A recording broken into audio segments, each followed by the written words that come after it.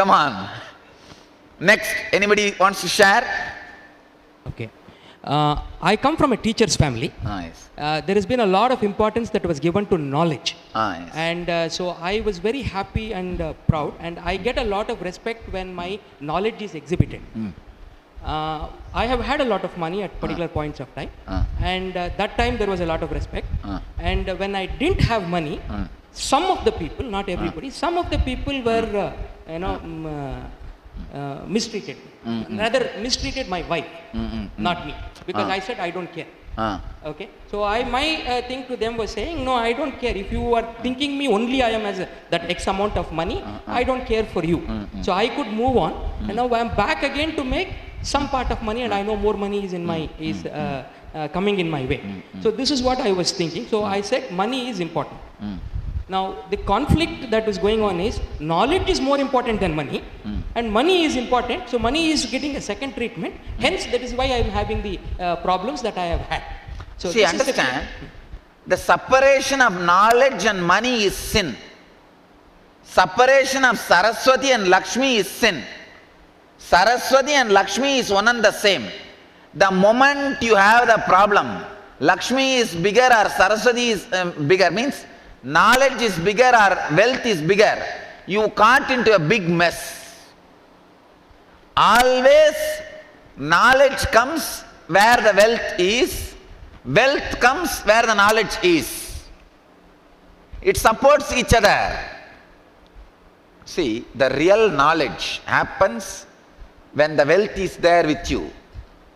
Real wealth happens when knowledge is there with you.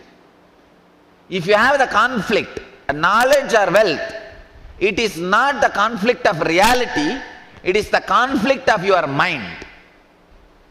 It's a conflict of attending your life in parts. Please understand. You cannot say, I will today give bath to my hands. I'll take bath tomorrow for the left hand. I'll give bath day after tomorrow for the main body. I will give food to the main body after 3 days. But I will give food to the right hand today. No. Like right hand and left hand is part of your main body, knowledge and wealth is part of you. If you have conflict, you are missing complete understanding of the life. So, this conflict, I can say, one more wrong engram with which we are struggling. Money and wealth is you. So, understand? Money and knowledge, both are you. Let me put it in this way. Knowledge is the inner freedom. Money is the outer expression of inner freedom. So, please. Thank you, sir. Understand, if you have the conflict between the knowledge and money, you are coming to conclusion too soon before seeing the life. I have a story for you, that also. One afternoon, a rich man was riding in the back of his limousine. When he noticed a man was eating grass by the roadside, he ordered his driver to stop, and he got out to investigate. He asked that man, poor man, why are you eating grass? The poor man said, I don't have money for food, so I am eating grass. The rich man said, okay, come along with me then.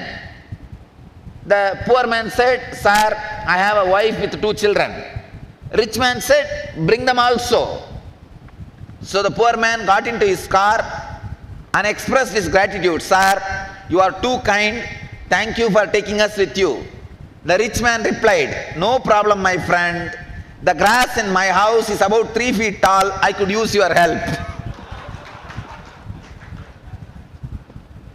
Don't take decision in a very premature way. Knowledge is money, money is knowledge. There is no difference. If it is not making money, it is not knowledge, junk. If it is not creating knowledge, it is not money, again, it is junk. So Swami, and she put one question. Suppose if the being is content, is this poverty mentality? She was asking. Yes. Then I told. I wanted to make it very clear. Two things.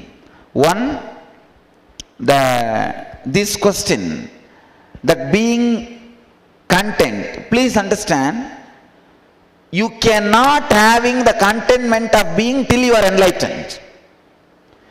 Any contentment you experience before enlightenment is kind of a shield you create out of your fear or laziness to work.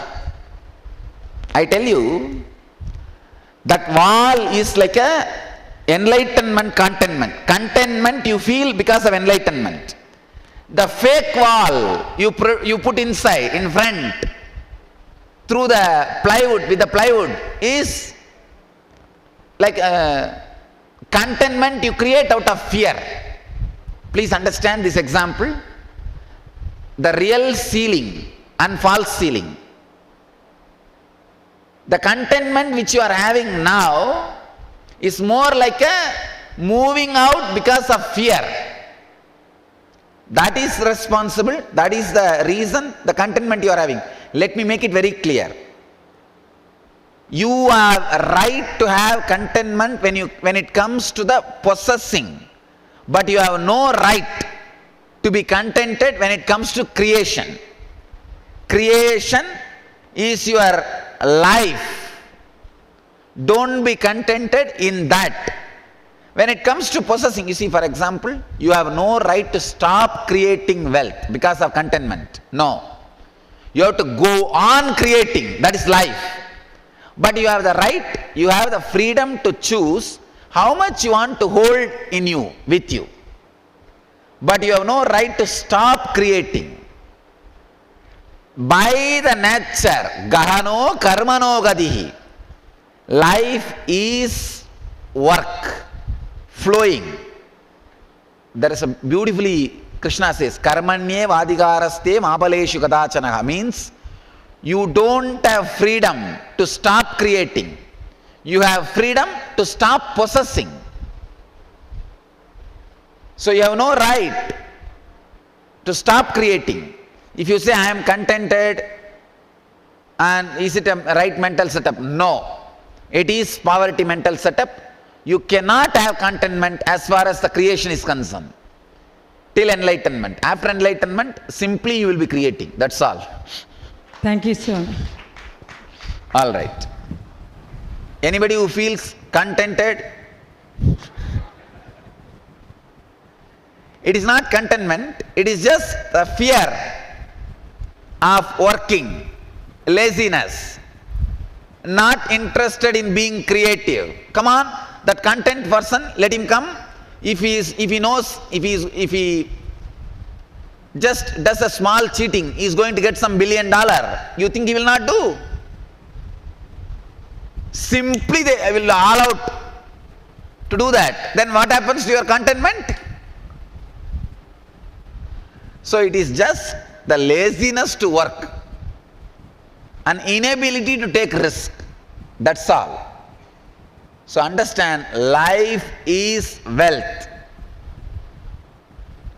You have freedom not to possess, but you don't have freedom not to create. Creation is your life. So I always had a big conflict with spirituality and money. Because since I was a child, I loved Jesus very much. He was a poor man born in straw. But he is the richest man now in the world. Do you know that? World's largest wealth organizations belongs to him, run in his name. Yes. And then there's so many sayings, you know, only poor go to heaven, and so on and so forth. Who wants the heaven where all the poor fellows are there? Come on. It is time to go to Vaikuntha where all the best things are available. Not the heaven where some old poor fellows sitting in their cloud. It is complete life negative ideology. See, I wanted to make it very clear. I am making a clear strategy even for my organization. Later on, when our organization becomes a big religious organization, I am making it very clear. Teach our followers to create wealth, give them the right mental setup to create and celebrate wealth. When they create and celebrate wealth, a little bit they share with our organization, we should live with it. Don't promote poverty and suck wealth from them. No. Do not teach poverty to them and suck wealth and you be rich. It's hypocrisy. No. I am telling you very clearly, stop promoting this idea, poor go to heaven. I tell you, blessed are the rich, they live in heaven. They create heaven. Be like a Vishwamitra, just create a heaven. Why should you go to heaven created by some other idiot? See, if you go to any heaven created by some other idiot, you will always be a second citizen, second grade citizen. Don't be a first grade citizen. Actually, before I started this organization, one Swami, a very rich Swami, he called me and said that I wanted a successor. You are a young Swami, please be my successor and take over my organization. He was very old. He was very old and he said, anyhow in 1 or 2 years I will die. And huge wealth, he has at least 1,000 crore wealth. And you be my successor. I said no. I very clearly said no.